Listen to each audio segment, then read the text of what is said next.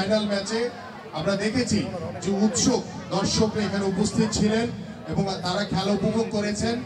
আমি বিশ্বাস করি এই খেলাধুলার মাধ্যমে আমরা বাংলাদেশে মাদক মুক্ত একটি সুন্দর বাংলাদেশ গড়তে পারবো এবং সেই মাদক মুক্ত বাংলাদেশ গড়ার লক্ষ্যে আপনাদের মতো যুব সমাজকে এগিয়ে আসতে হবে এবং আমাদের মঞ্চে যারা রয়েছেন, আমাদের বয়োজ্যেষ্ঠ যারা রয়েছেন, আমাদের নেতৃবৃন্দ যারা রয়েছেন, এলাকার সাধারণ মানুষ যারা রয়েছেন, আমি আশা করব আপনাদের প্রত্যেকটি বাবা মা আপনারা আপনাদের সন্তানদেরকে শুধু পড়াশোনার পাশাপাশি শুধু ডাক্তার ইঞ্জিনিয়ার বানালে হবে না, পাশাপাশি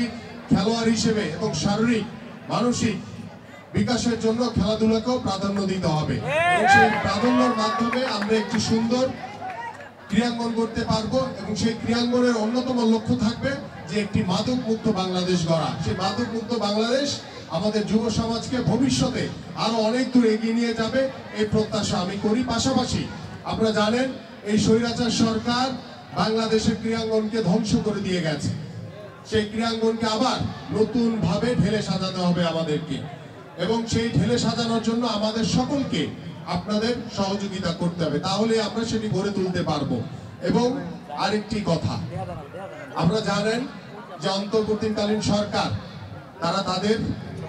কার্যক্রম পরিচালনা করছে, আমরা তাদেরকে যৌক্তিকভাবে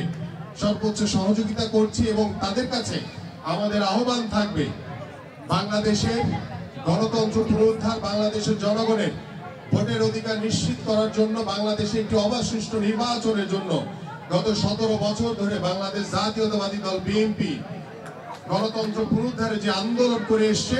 সেই আন্দোলনের সফলতা হিসেবে গত জুলাই আগস্টে ছাত্র এবং জনগণের যে গণঅভ্যুত্থান হয়েছে, জনগণের মাধ্যমে যে বিপ্লব ঘটেছে, আজকে সেই গণঅভ্যুত্থানে বাংলাদেশ